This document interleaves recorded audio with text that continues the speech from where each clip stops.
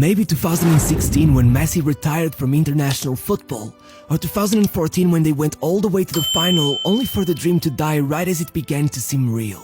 Or much earlier. Say 2005 when a 5-year-old Julian Alvarez sat at home watching Lionel Messi walk off in tears only 1 minute after putting on the Albiceleste shirt for the very first time. Or perhaps it started in 1992, the year when a shy little Messi who never left his grandma's side sneaked out to a dirt pitch near his house, being spotted by a coach who would take him to his very first match that same afternoon. Or maybe it all started in that same city that same year, just a few miles down the road, when a mom pulled her son away from an incoming car, saving his life. That boy's name was Angel Di Maria. What I'm trying to show you, and what I always have tried to do in this channel, is give you some perspective. Life is made up of a billion little events which down the line have infinitely larger consequences than anyone could have predicted. And the only player out of this year's squad to be present at that final was Lionel Messi himself, who is the captain now and was already the captain back then. The match started well, Argentina getting a few good chances, Higuain even scoring from an offside position, but everyone missed, even Messi, and it was only after nearly 2 hours of game time that Götze scored the only goal. It was a goal that tormented every Argentinian for 8 years, and that wasn't even rock bottom. 1 year later, after a goalless draw against Chile, Argentina lost a penalty shootout and came out defeated in the Copa America final.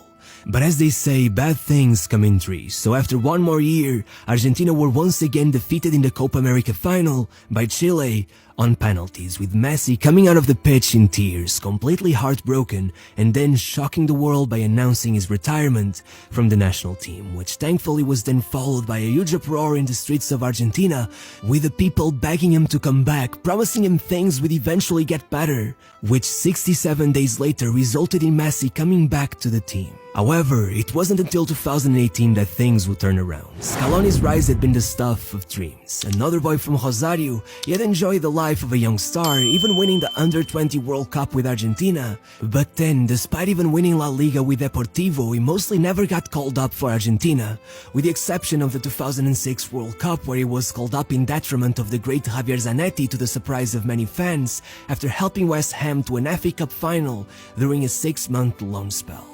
However, following his retirement, he took over a role as Sampaoli's second coach at Sevilla and eventually followed him to the national team, being picked as interim coach after the dismissal of Sampaoli following the 2018 World Cup. The federation considered Pochettino, Simeone and Gallardo, but having spent all their money paying severance to Sampaoli, they could not afford any of them, so instead, they gave Scaloni a shot. At first, it didn't go too well. A loss to Venezuela in a friendly set the tone, and then in the Copa America, despite playing Qatar, Paraguay and Colombia in the group stage, Argentina came out of it with only one win. And as it began to seem hopeless, Argentina began to show some promise. Their style of play seemed more organized and direct, their transitions were faster, and even as they got knocked out by rivals Brazil, it was easy to see the bright side of it all, which led the federation to offer Scaloni a definitive contract. And it paid off tremendously. Against all odds, Argentina went on a run of 36 matches without a loss across 3 years, shocking the entire world and above all, getting revenge from Brazil, beating them in the final to win the Copa America in 2021 after 28 years without a trophy, and 6 to the squad of long-forgotten talents who had been scattered around Europe, from Emi Martinez to Romero and De Paul, as well as the introduction of some younger talents from the Olympic teams like McAllister and Julian Alvarez. Suddenly, it seemed Scaloni had created a monster, and rightfully, it was nicknamed La Scaloneta. But their biggest test was yet to come, the 2022 World Cup, and 1 month ago, it finally arrived.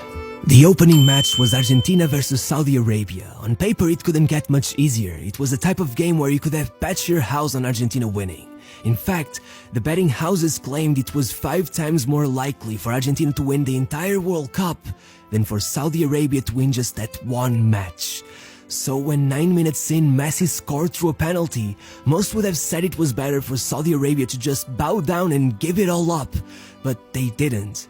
Instead, they held on for 40 more minutes and then pulled off the equalizer. Just getting that one goal would already have been enough material for an entire chapter in the history of Saudi Arabian football. And still 5 minutes later, Al-Dossari danced in between a bunch of defenders, pulled the ball back and smacked it into the top corner without even looking, making for one of the best goals of the tournament. With the attack having now done its job, it was in the hands of the defense to make sure the result would be maintained, and somehow they pulled off the impossible and won the match. It seemed Argentina were set up for another huge disappointment, but if they learned something from the Saudis, it was that anything was possible, that you should never stop believing in yourself, and that they could beat anyone. And that's where the journey really started. The mission was simple. Argentina had to win both of the matches they had left in order to finish on top of their group, and the first team to beat was Mexico, which would not be easy. On goal, Guillermo Ochoa, a titan, a World Cup legend who on a good day could make it nearly impossible to score, and in front of him, 11 players with one single goal to make sure Ochoa would not even have to put his powers to use. It was rough. Foul after foul, and by the end of the match, Messi himself had been fouled 5 different times, which was literally a tournament record. And to be fair to the Mexicans, for about an hour, it worked. Rose up to the moment, scored the penalty and came back just 97 seconds later and pulled off the acrobatic volley of his dreams to level the match. For the neutral fans, this was a miracle. The match had gone from sleep-inducing to now being a thriller like very few in history, but for the Argentinians, that thrill felt more like absolute horror. The match that seemed to have been completely in their grasp was now going into extra time. The first half of that went by without even a single shot on target. Both teams seemed frozen with fear. The only way to go in front was to risk conceding, and that's not a risk many are capable of stomaching in what is quite simply the greatest match on the planet. And so rightfully, that was when the two greatest players on the pitch had to take command of the scoreline, with Messi scoring off of a rebound first, and then the Argentinian boogeyman himself, Kylian Mbappe, threw another penalty with just 4 minutes left on the clock, becoming only the second player in history to score a hat-trick in a World Cup final. If extra time had been scary, the penalty shootout was terrifying. And when Mbappe opened the shootout by beating Emi Martinez from the penalty spot for the 3rd time in the match, not only did he cement his performance as one of the greatest in history, but sent chills down everyone's spine.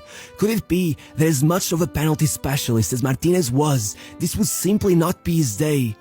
Once more, any other goalkeeper would have been off his game immediately. The pressure, the odds, the literal fear.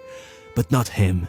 One more dance on the goal line and he had saved Comas' penalty. Argentina are now 1 in front. The dream was alive already, and then it was more vivid than ever as Tchouaméni missed the goal completely.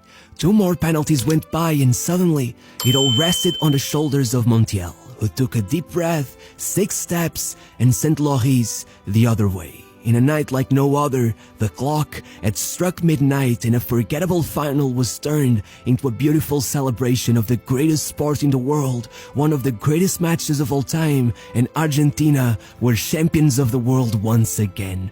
36 years later, the second biggest gap between 2 World Cup wins in history, and man, it had been worth the wait. If you don't trust me, then ask Messi, who played 1,000 matches in his career, more World Cup games than anyone in history. Every one of those sacrifices, all complete